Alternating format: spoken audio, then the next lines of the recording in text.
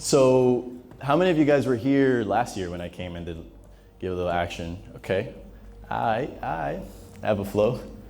So I'm gonna just walk you, for those of you who weren't, please bear with me for some of the guys that know this, but my background is very simple. In the States, the majority of people who have money, pretty much, historically are upper middle class kind of white families, just because of the way that historically the country came about.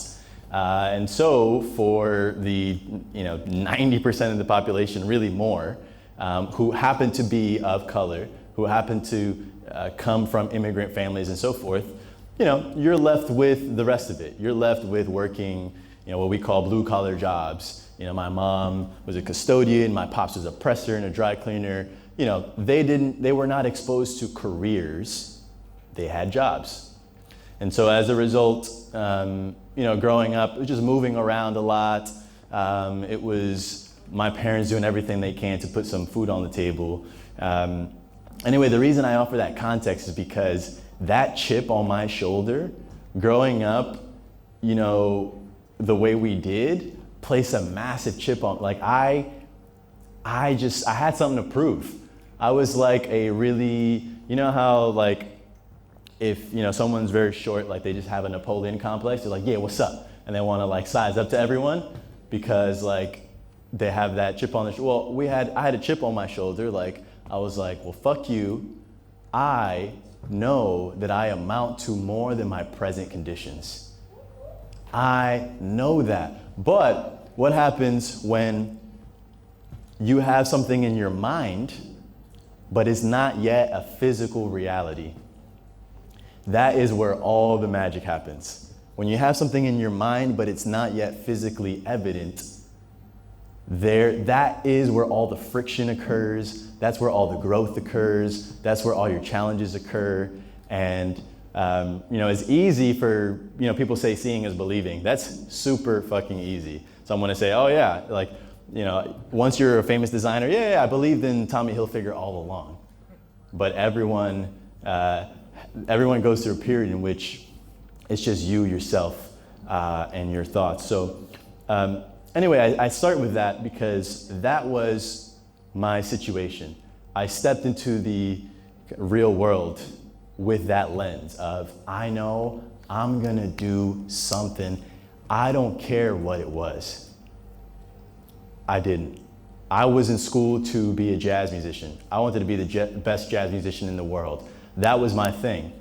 And I was playing 8 hours a day, every day, all day, listening to Miles Davis, listening to all these cats play, and that was my current outlet. But it doesn't matter what your outlet is. It's just about putting the spirit and the craftsmanship into that vehicle and growing it. Now, I happened to find work as a doorman. So I live in New York City, and in New York City if you go to the really nice neighborhoods, there's usually a guy in a suit with a hat whose only job is to open the door when residents come in and open the door when residents come out. That is your only job. You have to look good, wear a suit, and open the fucking door. That's it. That's all anyone expects of you. So anyway, that's what I did. I found a job. I was lucky enough to find a job doing that. Some people wouldn't consider that a prestigious job, but my friends, more often than not, there's so much value and opportunity in doing the things that people don't necessarily perceive as valuable, but the key is you have to do it with a different lens. With a totally different lens, because there were other doormen who had been there for years. It's now been 7 years since I worked the door, and I've been fortunate that I've been able to focus and achieve a good amount of stuff.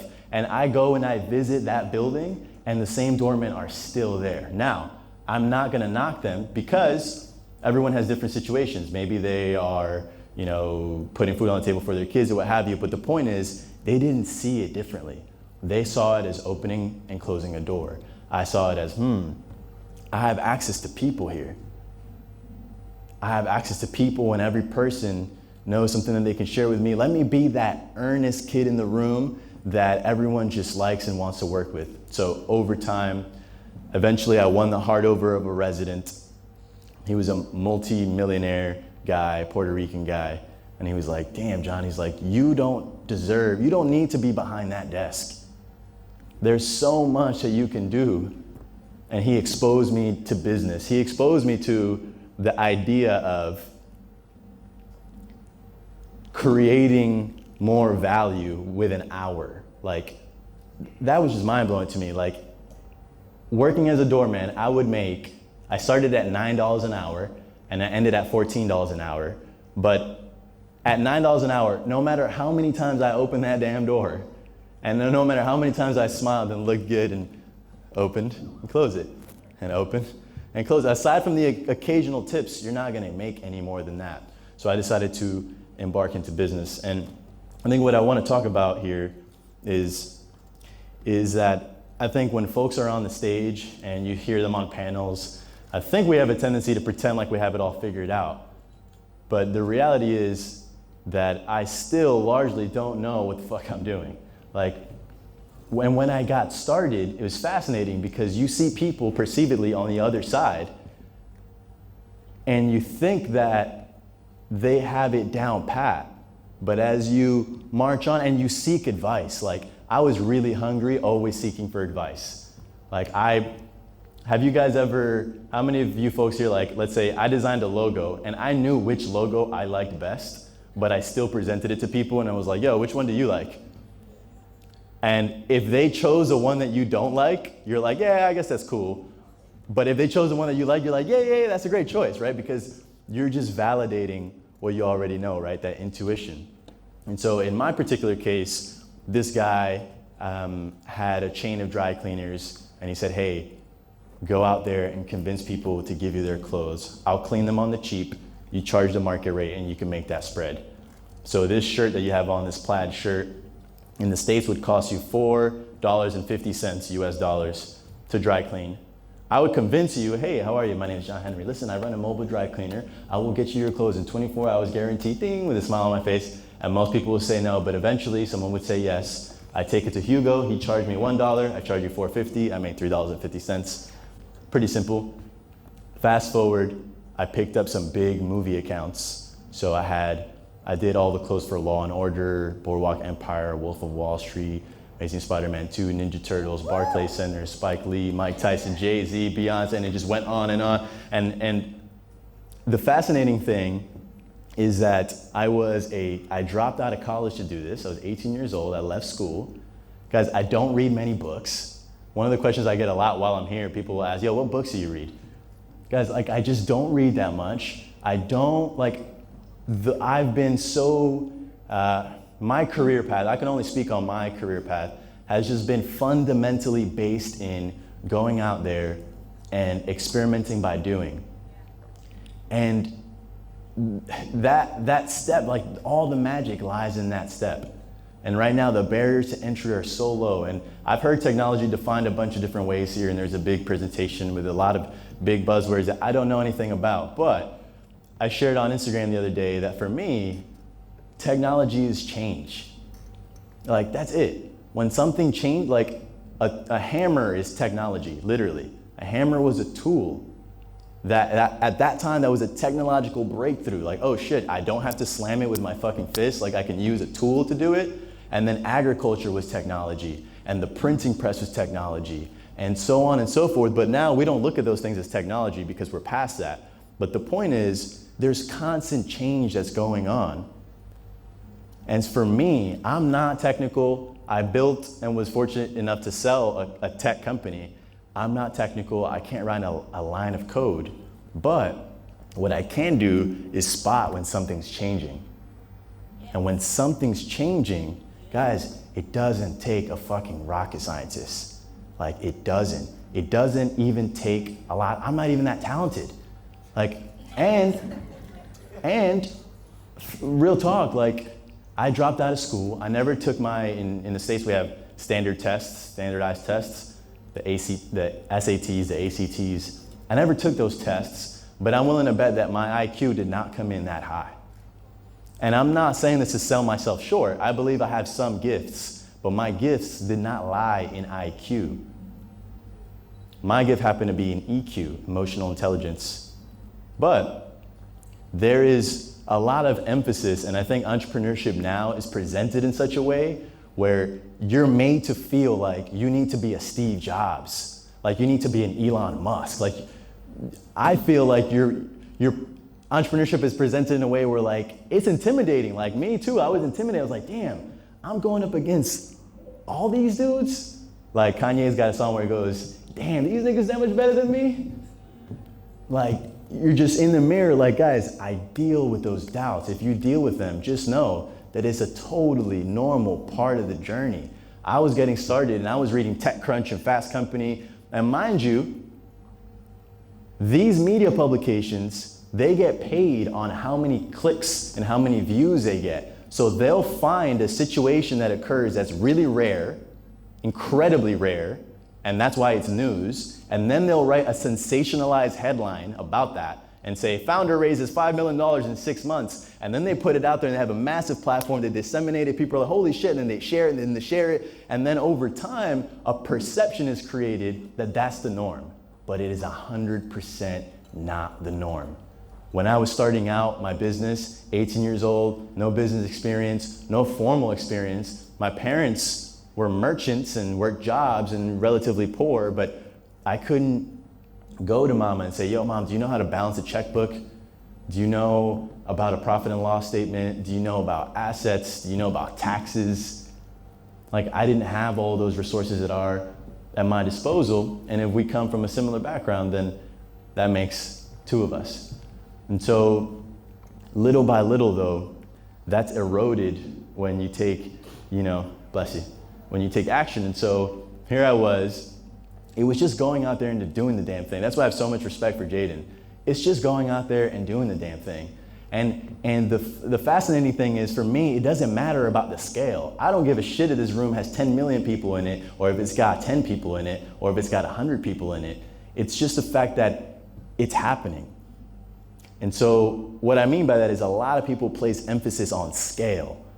And so, if you're on Instagram, you gotta have 1 million followers. If you're so tempted, me too, so tempted to go after the sexiness of doing something on a grand scale that you ignore step one.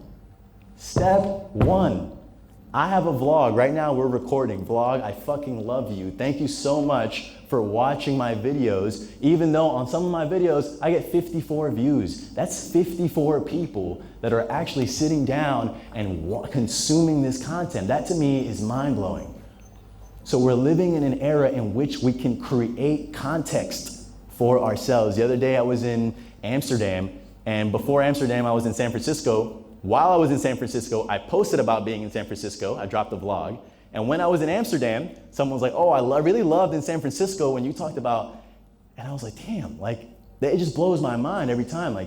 You consume the content that I'm putting out. It's A, that's incredibly humbling, but B, it's just, for me, it's incredibly exciting because I'm starting to understand and experientially and say, oh man, I understand what's going on. There's so much change right now.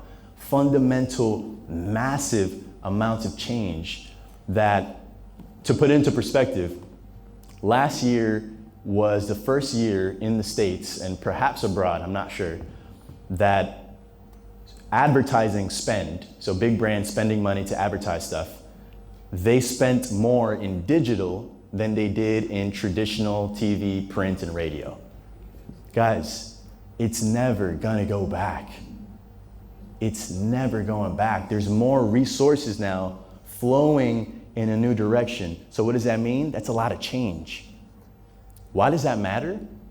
Because these corporations, by the way, have no idea. Well, I'm not gonna sell them short. They have an understanding, but they don't have an in-depth understanding of how to take advantage of all this change. It's beyond them. They say, oh, it's the digital millennials, the this, the that. They're the ones who are gonna take advantage of it. So if you have money flowing into uncharted territory, and this is not an age thing, by the way, it's just money flowing into a new territory, it's about who's gonna put in the work to build an expertise in that area.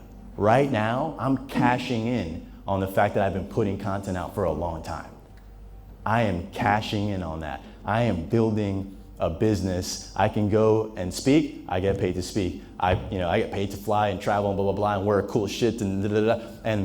And I have a small audience, but to me, I don't know if you guys find this fascinating, but I find it fascinating that people have become impervious to ads. It just feels wrong. You like to consume content that is being put out there by people you know and like and look up to and find interesting. And so all these resources are flowing in a totally new direction. And it's the people who build audience, who put out the content, who put in the work, who are gonna stand to extract that value. So that matters a lot, especially if you're in the early stages of building a business. Because guys, I hear a lot of excuses, like when people, the reason they don't put out content, the reason, but the truth is, like, if you don't do it, you're gonna lose, period. Like, no one gives a shit if you can't do it. The market only responds to output, and that's it. And so if you're in the early stages of starting a business, I know it's hard. You have to deal with, like, okay, I gotta get the business going, I gotta sell, I gotta do all this stuff, and I gotta put out content. Like, how can you make it work? I don't know. That's up to you guys to figure out the nuances, but I do know that everyone who's crossed over, who's crossed the chasm, has had to, at some point, figure out those details. And so it's in this, that is the work, right? Like, that's the reason you guys come to these conferences, because you guys wanna understand, okay, well, how exactly does that happen? And I want to spend as much time as I can on Q&A, because when you do these talks, you can stay general, but until I get a sense of where everyone's going through what, it allows me to dive deeper. But I will say this, over time, built the company, we had 15 employees. Mind you, I was taking every blow that you can imagine. I had to negotiate leases. I didn't know about leases. I had to negotiate with landlords. I had to hire people. I had to fire people. I was sued. I sued back. Like, there were days where I had an excess amount of profits and I had a spending problem. And my vice was not, going out per se. My vice was just, I wanted to overinvest in the business. And sometimes I invested in things that were sexy but were not necessary.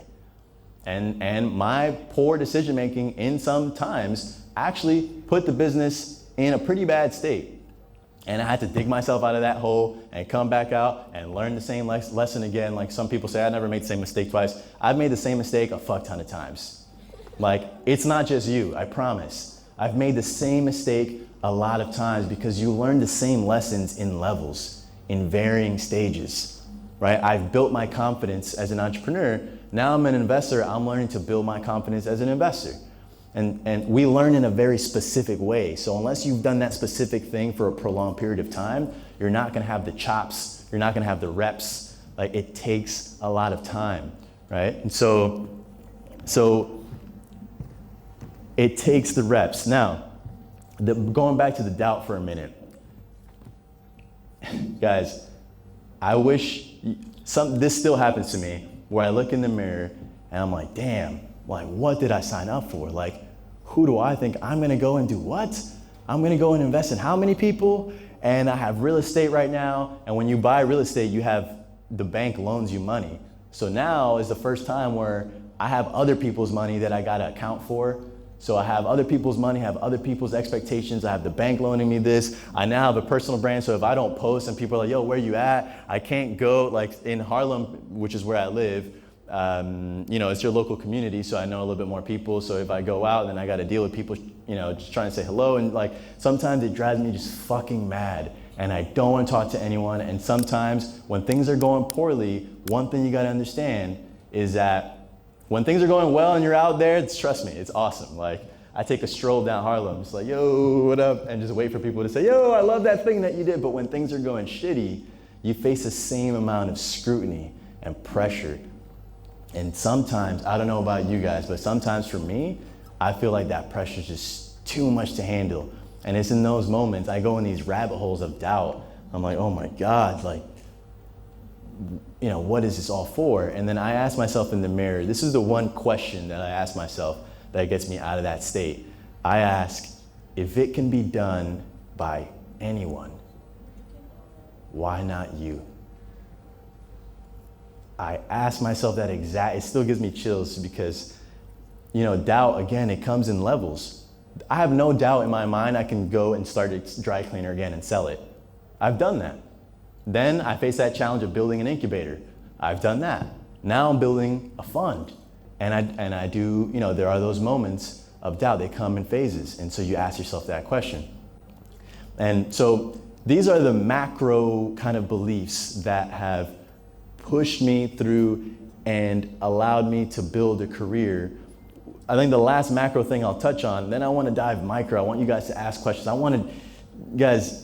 I'm a practitioner for real. Like, I spend a lot of times doing a lot of nitty gritty shit, especially on Facebook ads, on just a lot of things that are relevant to a 2018 world.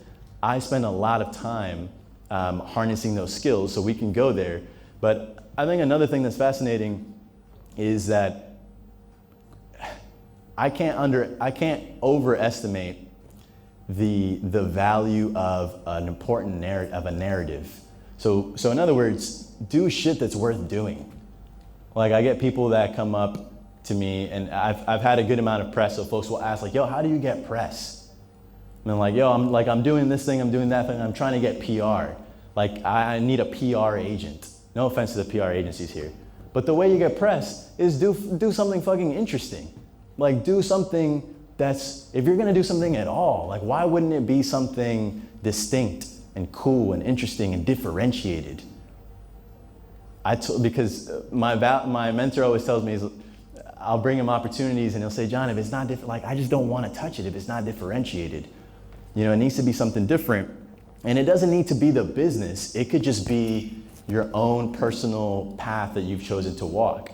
And so when I look at my career path, from jazz musician to college dropout to starting a mobile dry cleaning service that cleans dirty underwear for rich and famous people, to then starting a non-for-profit incubator that gets companies to stay in Harlem. I charge them $0. I take no equity. The only thing that I ask is that they make a commitment to stay in Harlem after the program. So people ask me, how do you make money? And I was like, I don't know. But at that point, I'd be like, oh, there's no shortage of ways to make money. I'll tell you, I haven't found a way to make money with that project because it's a non-for-profit. It's meant to be charity. But I didn't know that then. But the interesting thing is, because of that project, I had so much faith in that project that it's created such an interesting path. There's value to a strong narrative, to the point where Google was like, interesting, you're doing that? And wait, what's in it for you again? And I'd say, honestly, I'm not like a philanthropist. I'm a diehard capitalist. Like, I like to make money. In that particular situation, I had to trust that the project I was creating in a long term was gonna yield more value. You didn't need to win in the micro. You don't always need to win in the micro. You don't always need to close the sale right away. Guys, you don't always need to go for the kiss on the first date. Do you understand what I'm saying? In many ways, you build a lot more of a valuable relationship and a valuable vehicle when you're not so concerned with the micro. Now, I know that has to be balanced with reality, because there's situations you have bills to pay and what have you. But for as much as you can stand it, try taking a very long-term view at this. And that's what I did with Cofound Harlem. How have I been able to cash into that? It's been fascinating, because over time, you're building an expertise. If you go with a road less traveled, by definition, there's fewer people doing it. In some cases, only a handful. In rare cases, only you. But when you're doing something truly differentiated, you're building an expertise, you're building a perspective. You're building thoughts that other people aren't getting. You can't read this shit in a book, is what I'm trying to say. You can't read the shit in a book. And so you're actually doing all the legwork. And I didn't know what I was doing when I was building an incubator, but hey, Who runs an incubator? You do. Hey, listen, let's sit down, let's have a meeting. Okay, interesting, fascinating. So the most important thing is space, because that's the most expensive thing. Hey, who owns real estate? Oh, you do? Okay, listen, I would love to get on your calendar. Okay, great. Listen, so tell me, what are your motivations when you own space? Like, what are the things that you look for? What were the things that I would have to be able to do in order to get some space from you? Okay, interesting, fascinating. Okay, so hey, Google, you said you were interested in sponsoring me, right? Because black people think that you don't hire enough black people, so you want to look good in front of black people, and I'm a black guy. So therefore, would you be interested in sponsoring me so that I can increase your goodwill with, as diversity and inclusion is related? Okay, you would? Okay, awesome, great. So then I got your sponsorship. Hey, real estate guy, can I have the space? Yes, oh, I can have the space? Okay, great. And that is the legwork. And when you're doing that legwork, that is the expertise. That is the fucking magic. That is the work that no one wants to do. And when you do the work that no one wants to do, you become more valuable.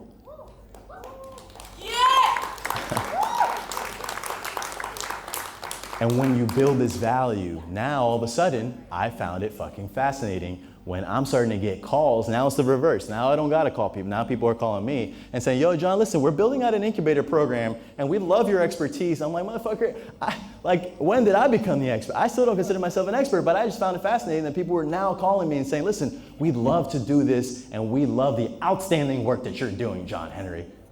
And by the way, the same politicians that turned me down, now, bro, the borough president of Manhattan, I'm calling you out, Gail Brewer.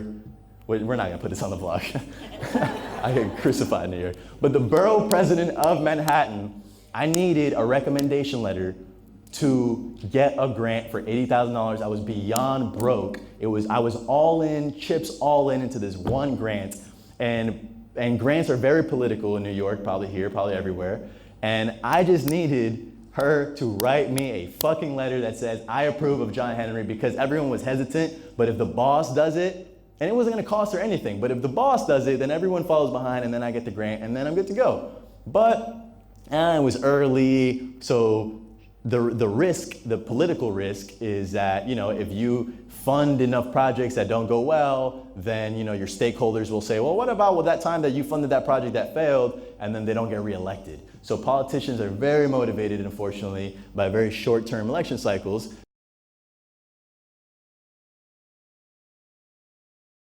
I got introduced to this event, and it was none other than Borough President Gail Brewer was like, John is a real innovator. I remember John from the early days. Please help me welcome. And she introduced me at this event. And I just find it fascinating how the tides turn. But the tide most definitely turns, but it's in that downswing. That is the work of the entrepreneur. It's managing the downswings, managing the upswings, and staying consistent. Guys, motivation is overrated. I don't really believe in motivational speaking. I guess you could consider this that. Motivation comes and goes, guys. It fucking does. The real key is, can you do the work when you're not motivated? Can you do the work it's just real talk. There are so many times when I'm motivated and I'm just out there and I'm fucking crushing it, but it's easy to kill it when you're feeling good, but you can't feel good all the time. And I don't believe in pretending to feel good all the time. If I'm feeling shitty, I just feel this is how I'm feeling. That song, God's Plan by Drake? He goes, I feel good sometimes I don't. I feel no sound left in a row. Hey, anyway, when he sung that, I was like, damn, that's real talk. For me, I had been feeling that, but it was nice to hear Drake, Champagne Papi, just be like, yo, I feel good sometimes I don't.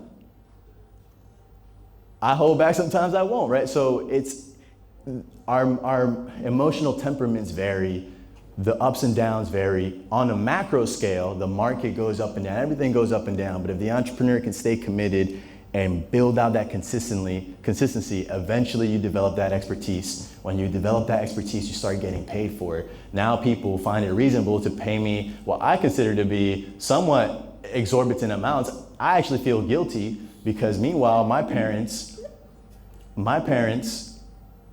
still work blue collar, my parents still work physical labor in a town in Pennsylvania. I don't want them to live there. I'm stuck in this really weird position now where I'm doing well enough for myself, but I'm not doing well enough to break my parents off and have them stop working. So it's this like strange thing. And my parents tells me, and they said, John, a win for you is just as if it were a win for me, but it's not a win until my parents are relaxing in fucking Ocho Rios, just like chilling out and drinking champagne and ordering from a restaurant and not having to look at the bill. Like that for me is the win. However, until I get there, I'm in this weird stage. But going back to, remember, we're talking about a thing that I did that there was no clear way to make money. And that same thing, if you weather it through, and some people ask, well, how do you do it when it gets really hard? I don't know, fucking figure it out, because everyone has to figure it out. But just go on and power through, and eventually when you develop that expertise, then you get paid to speak. Then I had an agent say, hey, John, you have a few books in you. Would you like to sign a book deal? I said, well, how does that work? Like, I don't cash right now to put up. Well, John, it doesn't take any cash. We actually work on a commission basis. We don't sign anyone. We don't sign everyone, but we do sign people that we think can get to the marketplace and deliver a book. And here's the way it works. And then she broke it down to me. She says, hey, you write a book proposal or hire someone to write a book proposal for you. It only, it costs a limited amount of money, relative. So I put up the money, someone wrote a book proposal, then we pitch it to a publishing house. Then that publishing house gives me a big 6-figure cash advance. And from that cash advance, then I pay my agent. And then, by the way, I ain't sitting down for a fucking year and writing a book. I'm gonna pay a writer to write the book, and the author credit goes to me, right? So now all of a sudden, then I have a book that's on the marketplace that I wrote, because I was the one giving the thoughts, but I just wasn't the one writing, because I'm a businessman, I understand the value of my time. So now I have a book that's gonna go to market. It didn't come out of my pocket at all, but I'm still reaping some of the profits, and I got royalties. But most importantly, why is that book awesome? Because then I can become a New York Times bestseller. I don't care if I have to buy 4,000 of my own books. I will buy fucking 4,000 books, become a New York Times bestseller. Then all of a sudden, I can raise my speaking rate. So then when someone asks me, hey, do you want to do 10? I say, no, I do 15. And then with 15, then I'm setting a new market precedent. Then what happens, the more talks I do, the more of you guys I connect with, the more you guys follow me on social media, the more I build my presence there, and then the more that I can command in the market. But now here's the real trick that I've been learning in the past year, and that is, right now, I'm a paid puppet. You put a quarter in, I do a fucking dance, right?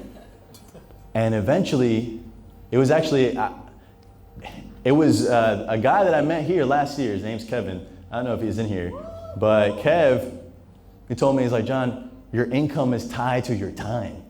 So right now, you're just a high paid puppet, but you're still a fucking puppet. So then, in the last year, I've been discovering, this is a new phase of my career now, I've been discovering how to take what I do with active income. I've increased my earning power, now have active income, but only a fool stays there, because you're only there while you're hot. You're only there during your 15 minutes. And 15 minutes could be 15 minutes. If you're Jay-Z, 15 minutes is 20 years.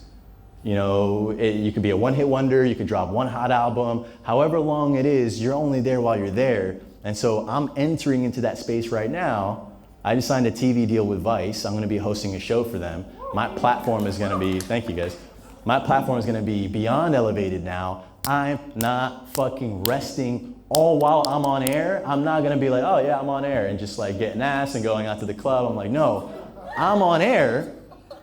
If I'm on air, how can I build an enterprise off of that and just build on that? I've been doing it. I got these shoes for free, and I'm gonna get a nice check because I wore them here. Right? I went to them, I was like, yo, I love your shoes. Did you know that I just got a deal on Vice and I got this, and by the way, you know who would look, because there's a lot of pressure and diversity, pressure on people to be diverse. So, you need a young black face. I'm like culturally ambiguous. I could be Dominican, I could be Middle Eastern, I could be Jamaican, I could be fucking anything. So advertisers love me because they're like, you're just you're just right. So then I got these shoes, man, I got the watch and the this and the that, and like, I'm gonna be enterprising and building. And the point that I was getting to is this new phase of my career is, can I take that active income and funnel it and invest that shit into something that lasts? For me, I have two ways of doing that. One, I'm a partner at Harlem Capital, and Harlem Capital invests specifically in women and entrepreneurs of color.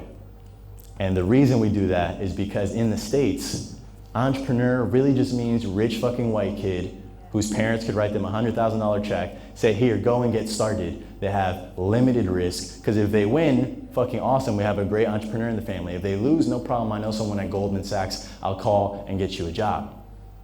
And by the way, we want to be able to offer our kids that same opportunity.